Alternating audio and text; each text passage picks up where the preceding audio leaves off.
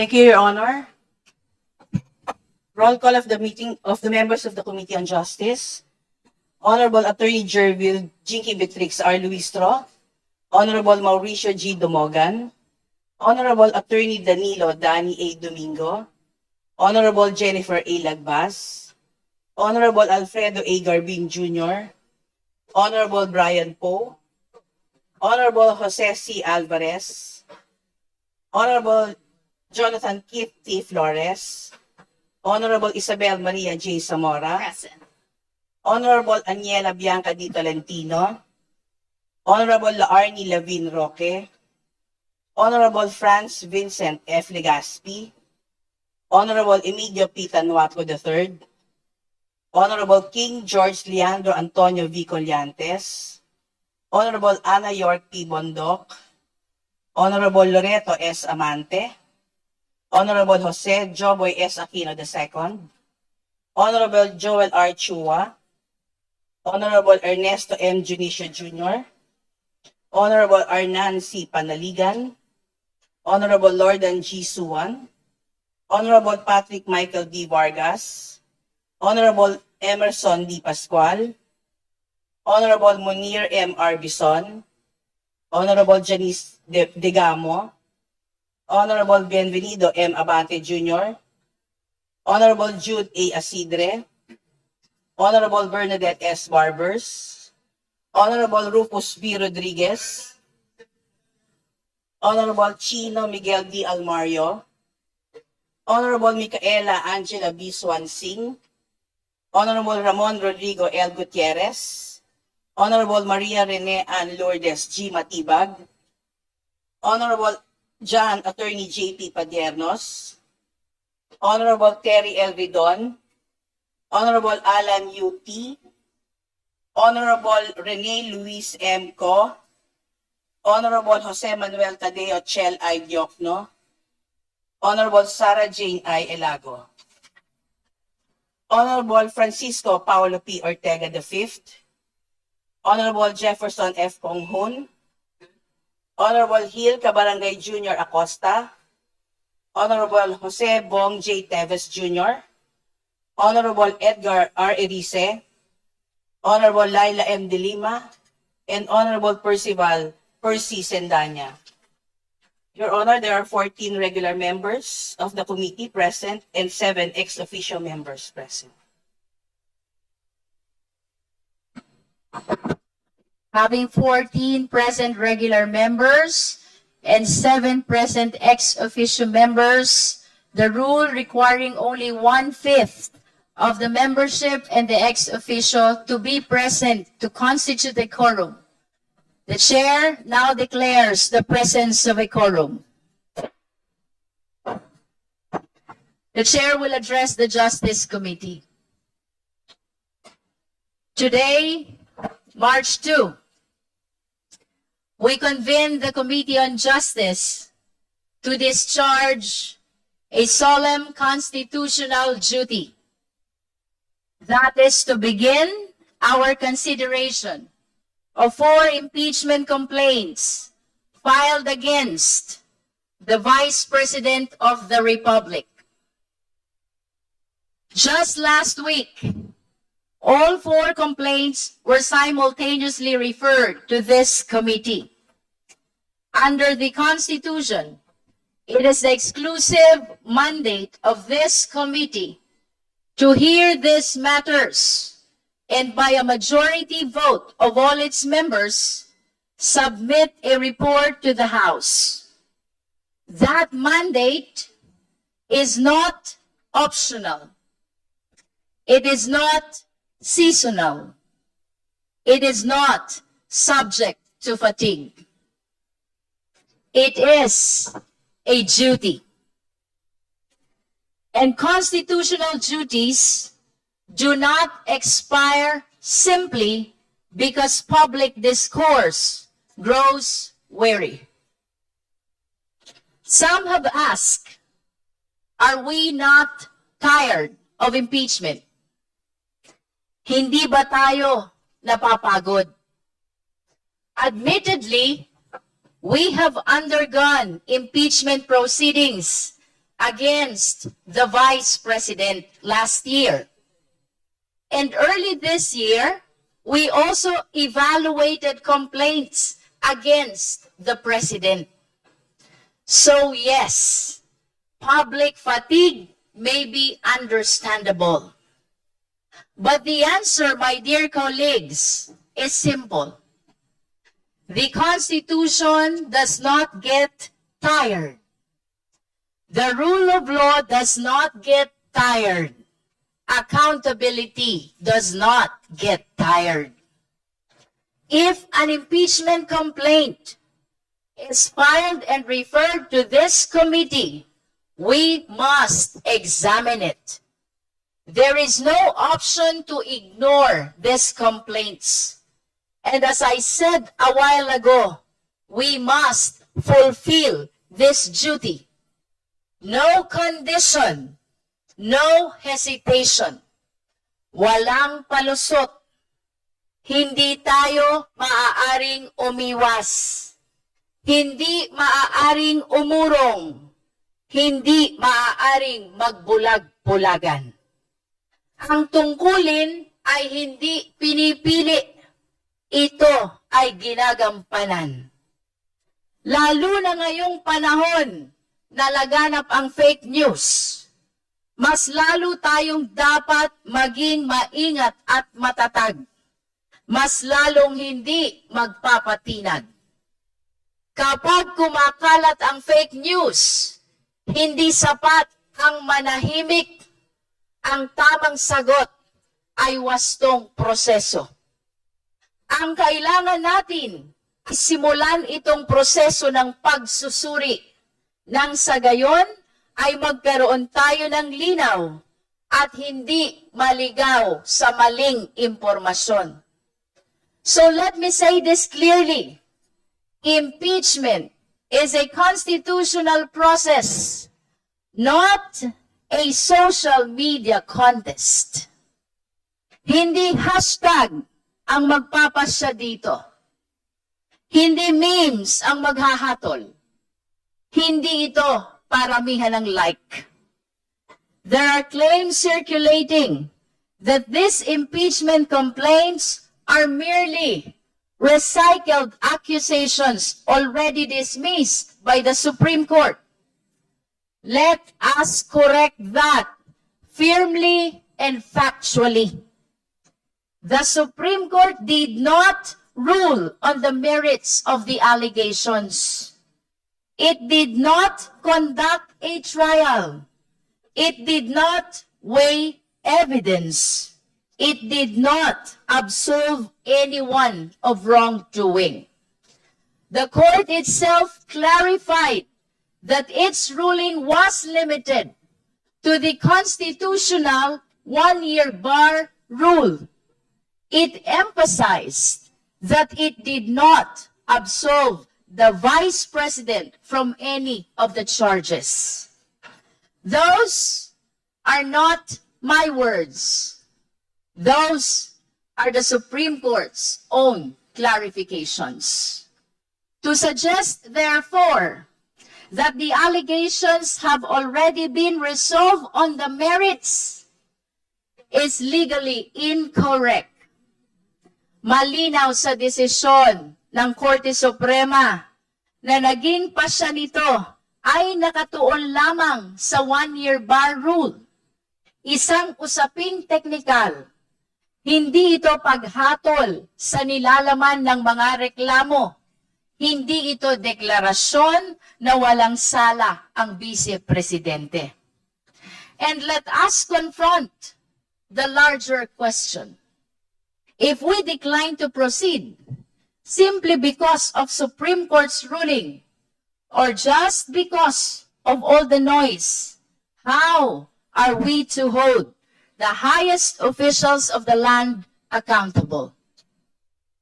Kung hindi tayo gagalaw ngayon, paano natin pananagutin ang mga pinakamataas na opisyal ng bansa? The Constitution provides only one mechanism for addressing serious allegations against impeachable officials. And that is by way of impeachment. Iyan ang itinakdang proseso. Iyan ang malinaw na landas. There is no alternative forum, no parallel mechanism, no detour, no easy way out. If we refuse to properly examine the impeachment complaints before us, we are not preserving stability. We are weakening accountability. So, my dear colleagues, let us discharge this duty. Walang shortcut. Walang paunang paghuhusga. Tanging katapatan lamang sa saligang batas. Now, 4 impeachment complaints have been filed and simultaneously referred to this committee. The first complaint consists of 43 pages and bears the signatures of 45 complainants, with Francisca Franz Castro listed first. It cites 3 grounds for impeachment, all framed as betrayal of public trust. It was endorsed by Representative Antonio Tino, Representative Sara Jane Ilago, and Representative Rene Luis Co.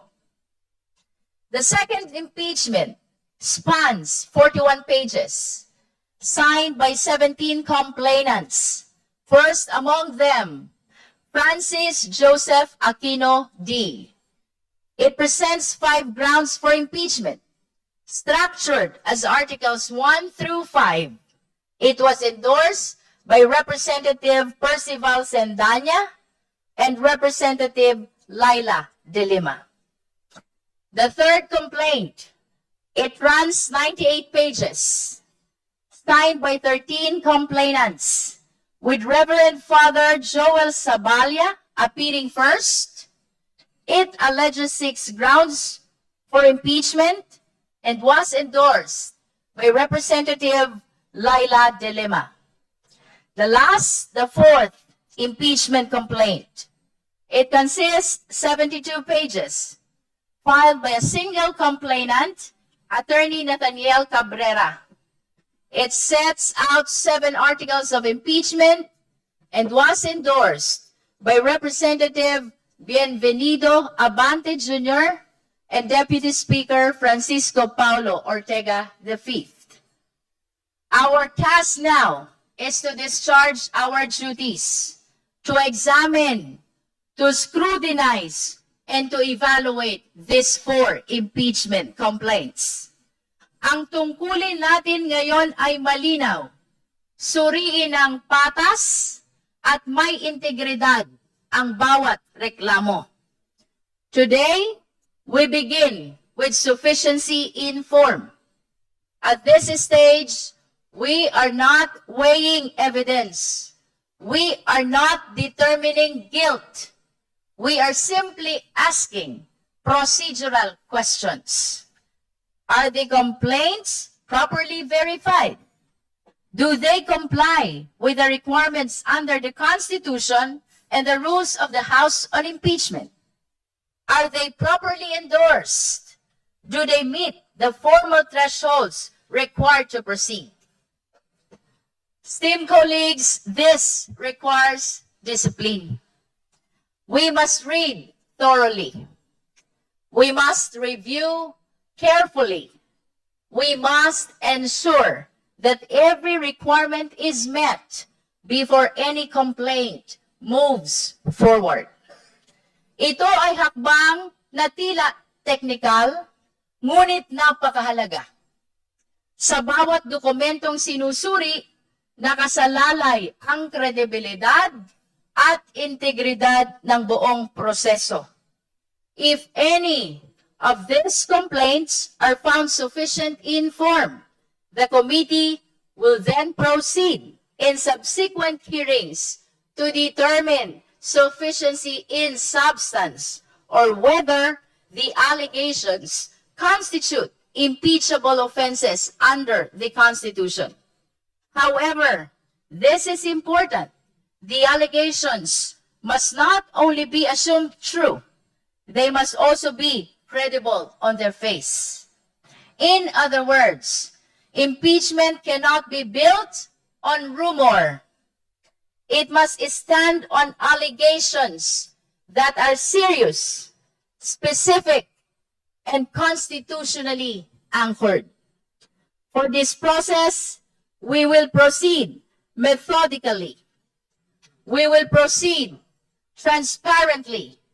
We will proceed fairly.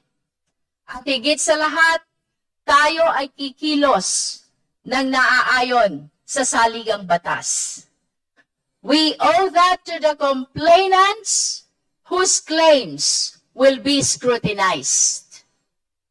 We owe that to the Vice President who will have the chance to respond and clear her name. We owe that to the Filipino people who have a right to know the truth, to see justice done, and to hold their leaders accountable. Let me say this clearly. No one is above the Constitution. Not the President. Not the Vice President. Not the Senate. Not the House of Representatives. So today, we begin calmly, carefully, constitutionally. The Committee on Justice is now in session to determine the sufficiency in form of all 4 impeachment complaints versus the Vice President. Let the record show that we proceed not in anger, not in haste, but in fidelity to the Constitution and to the sovereign Filipino people. Maraming salamat po. Before we proceed, we are requesting Honorable Vice Chair to read the ground rules in our today's proceedings. The Honorable Bel Zamora.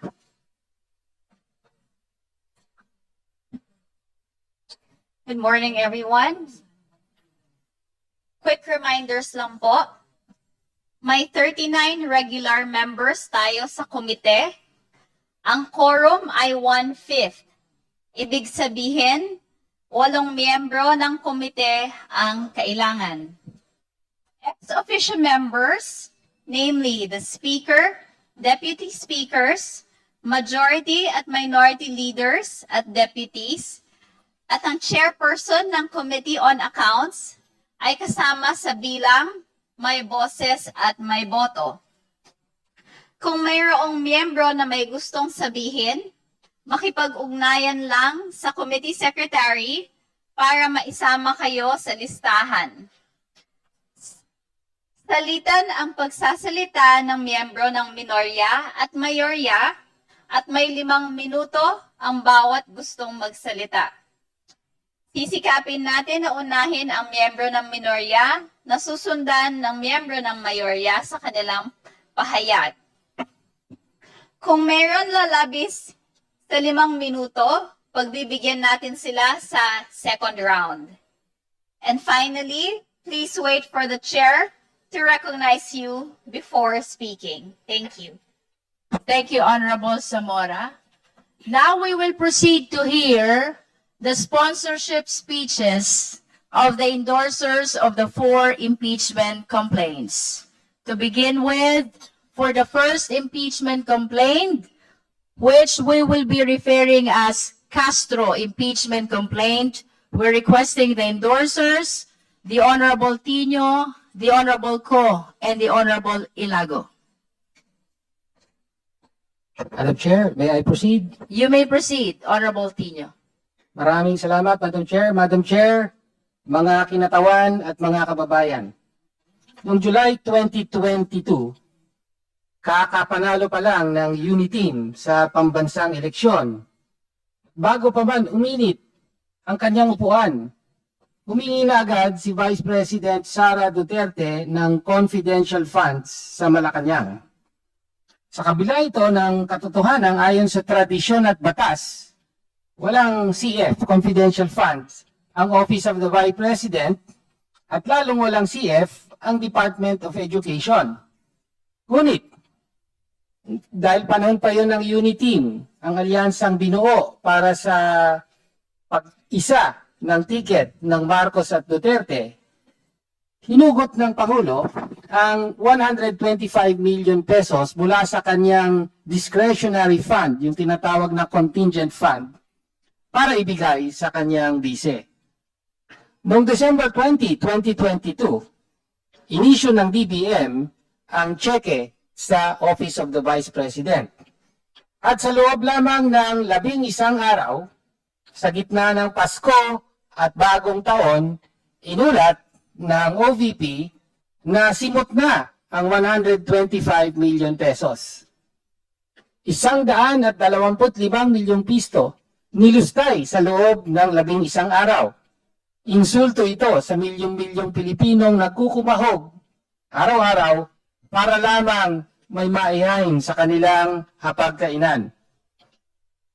Hambog na pananahimik at pag-iwas o asal pusit ang naging tugon ni Vice President Sara Duterte nang usisahin ito ni ACT Teachers Representative Franz Castro na ngayon ay complainant na noong 2023 budget deliberations. Ngunit, hindi masusupil ang katotohanan. Ang Commission on Audit mismo ang naglabas ng Notice of Disallowance para sa 73 million na pondo ng CF. At sa pagpapatuloy ng investigasyon ng Kamara, tumambad ang mas malawak na anomalya. Aabot sa 612.5 million ang kabuoang CF o confidential fund ng OVP at DepEd na nakabalot ng duda mula 2022 hanggang 2023. Nakakita tayo ng mga dubious accomplishment reports at mga peking resibo. Sino ang makakalimot kay Mary Grace Piatos? Isang pangalang hindi matatagpuan sa kahit anong record ng gobyerno, ngunit ginamit para pirmahan ang paglabas ng pondo ng bayan. Ito ay isang malinaw na panloloko at pambabastos sa proseso ng audit. Batay sa mga ebidensyang ito, maliwanag na dapat ma-impeach si Vice President Sara Duterte sa batayan ng betrayal of public trust dahil sa sumusunod. Una, gross abuse of discretionary powers sa paggamit ng mahigit 612.5 million na pondo.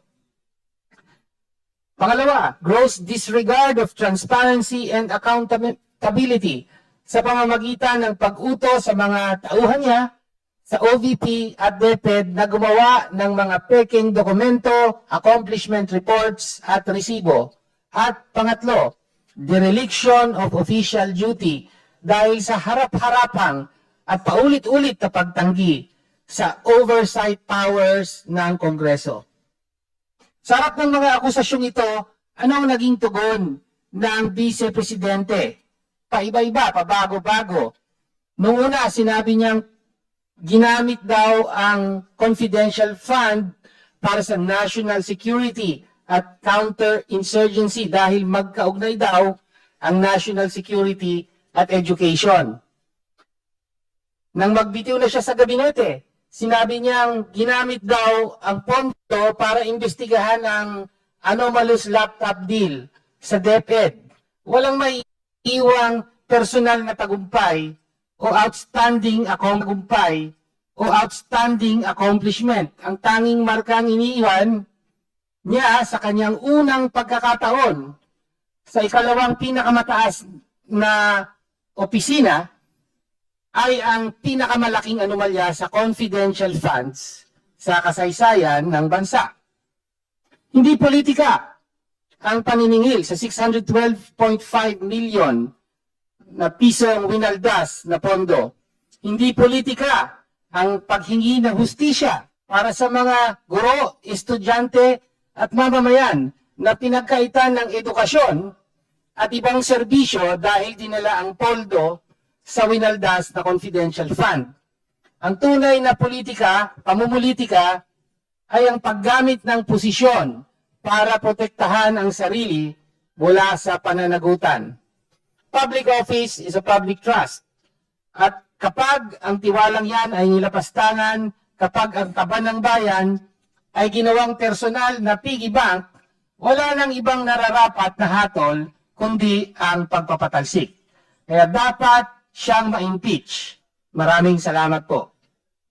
Thank you, Honorable Quino. Before we proceed, we would like to acknowledge the presence of the Honorable Deputy Speaker, Honorable David J.J.C. Suarez, Honorable Deputy Speaker Virginel G. Biron,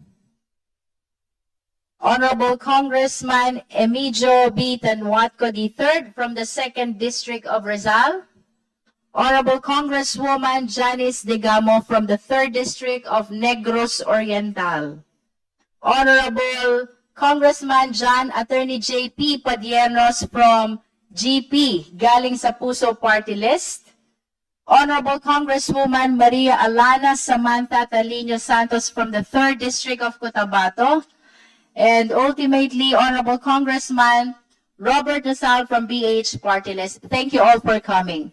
Now we proceed to hear the sponsorship speech for the 2nd impeachment complaint. This is referred to as Francisco Aquino D. et al. Impeachment complaint. Our endorsers, of course, are Honorable Congresswoman De Lima. Madam Chair,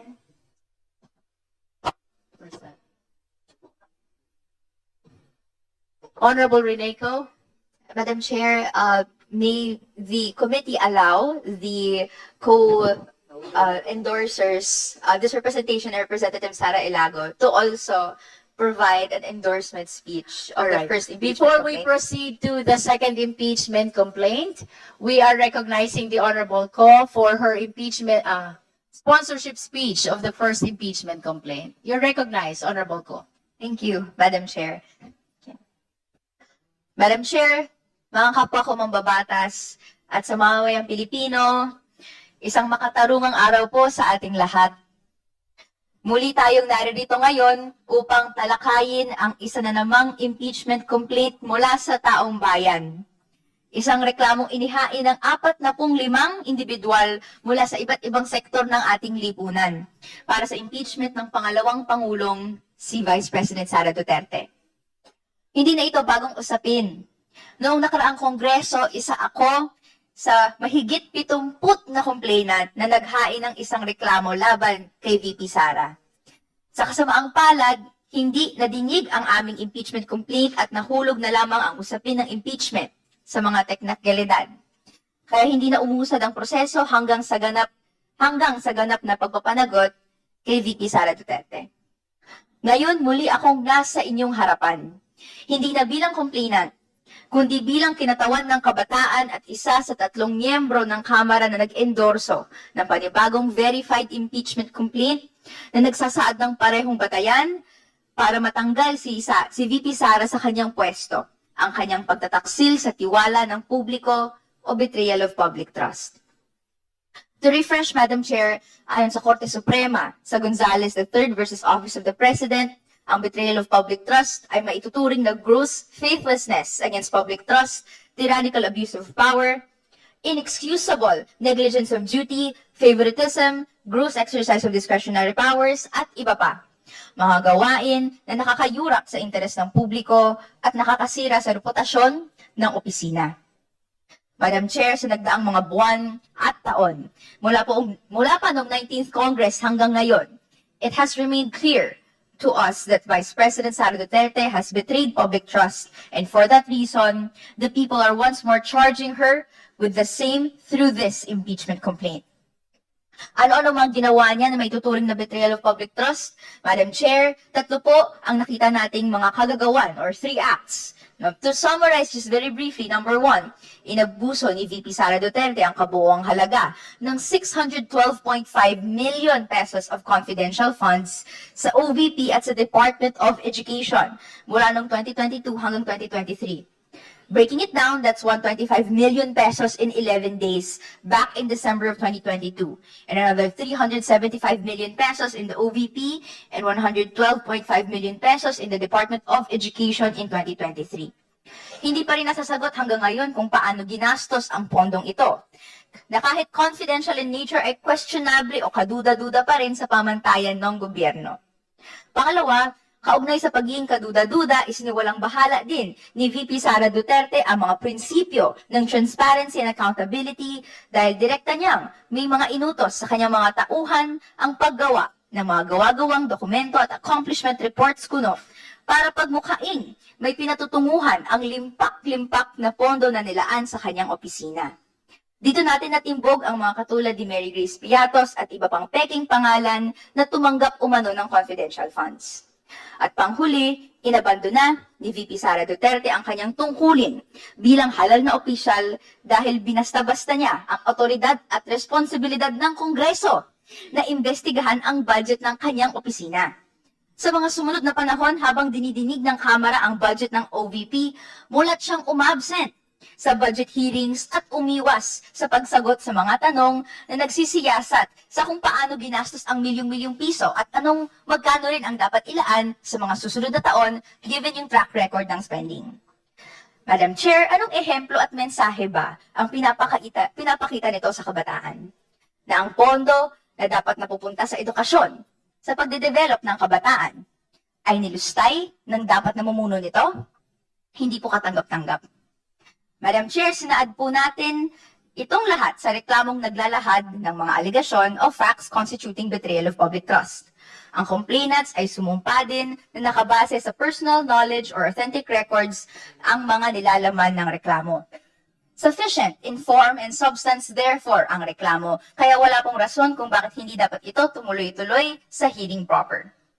Higit pa sa mga technical na kahingian, matagal nang hinahanap ng taong bayan ang panunugutan ni VP Sara Duterte sa kanyang mga ginawa na nakadetalye sa mga reklamong nakahain laban sa kanya ngayon. Malinaw ang mga panawagan ng taong bayan. No? Ituloy ang proseso ng impeachment hanggang sa tuluyan siyang mapanagot. Kaya noong simula hanggang ngayon, hanggang dulo, this representation and the Filipino youth will be here, working, laying down the truth, and clamoring for justice, hanggang makamit natin ang pananagutan at hustisyang deserve ng mamamayang Pilipino. Dito po nakataya ang kinabukasan namin. Papalagpasin ba ng kamarang ito ang mga malalim at maraming aligasyon ng korupsyon?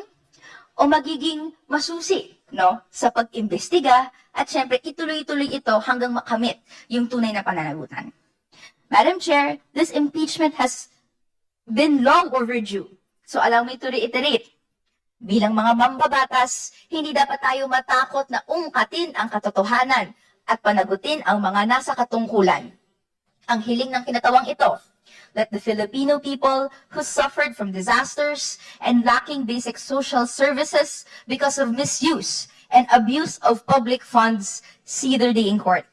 Let the Filipino people repose their trust in a public office that deserves it and does not betray it. It is no surprise that the following call has saturated the streets nationwide in the past weeks. Marcos Duterte, walang pinag-iba, parehong kurakot, pahirap sa masa. And so we, the Filipino youth, echo the call of the people. Lahat ng kurakot dapat managot mula sa baba hanggang sa tuktok. Thank you, Madam Chair, for your indulgence, and I also wish to extend the same courtesy to also my fellow co-endorser, Representative Sara Elago. Thank you, Madam Chair. Thank you, Honorable Ko. Now we recognize the Honorable Sara Elago. Maraming May proceed. salamat, Madam Chair, at isang makabayan at palaban na pagbati sa lahat. Ang Gabriela Women's Party ay buong paninindigang iniendorso ang Castro et al. Verified Impeachment Complaint laban kay Vice President Sara Duterte. Ayon sa Verified Impeachment Complaint, batay sa betrayal of public trust, At batay sa mga dokumento at testimonya sa mga pagdinig kung saan nalantad ang paggamit ng confidential at intelligence funds, malinaw na ang Vice Presidente ay may buong otoridad, may buong kaalaman sa pagpapalabas, paggamit at pag-uulat ng mga pondong ito. At kung may otoridad, may kaakibat na ganap na pananagutan. Malinaw na batayan ng betrayal of public trust ang pang-aabuso sa diskresyon sa 612.5 million na confidential funds mula December 22 hanggang third quarter ng 2023. Sinong makakalimot sa 125 million na confidential funds na ginastos lamang sa loob ng 11 araw? Ang paggamit ng confidential funds nakabatay sa pinakamataas na antas ng tiwala na ang opisyal, ang opisina na humahawak nito ay gagamitin lamang ang confidential at intelligence funds para sa layuning pinaglaanan at mahigpit na susunod sa mga batas at mga patakaran. Ngunit winasak ang tiwalang ito. Nabigong magsumite ng kompleto at maayos na liquidation reports sa COA at mas masahol, may mga huwad na accomplishment reports at gawa-gawang acknowledgement receipts. Ayon sa reklamo, sa ilalim ng kanyang utos, may mga tauhang nagpeke ng mga dokumentong isinumite mismo sa COA upang magmukhang may mga activities o pangyayaring naganap kahit pa wala naman. Ang ganitong gawain ay hindi simpleng issue lamang sa paperwork, kundi pagsira sa integridad ng mga institusyon at pagnanakaw sa karapatan ng mamamayan na malaman ang katotohanan.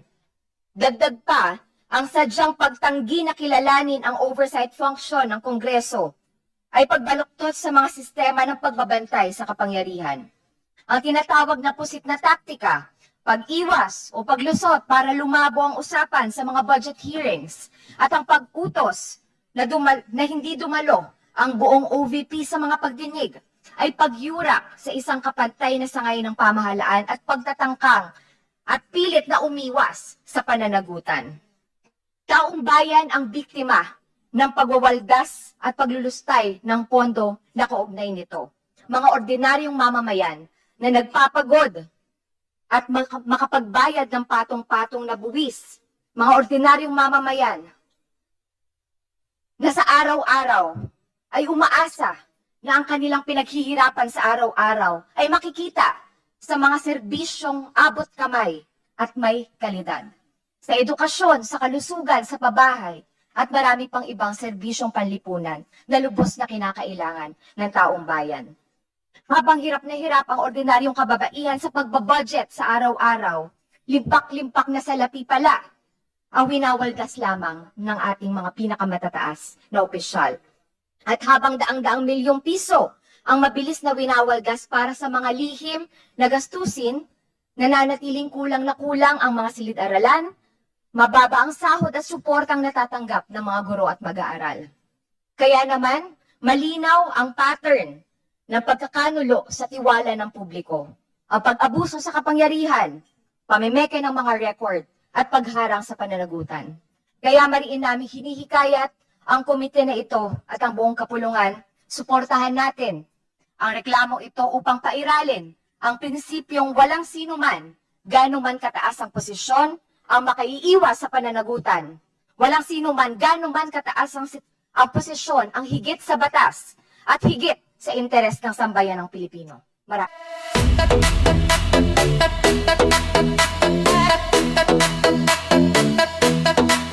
Takot na ang mga aso, dumarating ang mga kaso. Sila ay sinusundo na, dadalhin sa tatay nila. Aray waranto, takbo na bato, takbo na bato, takbo na bato. Aray waranto,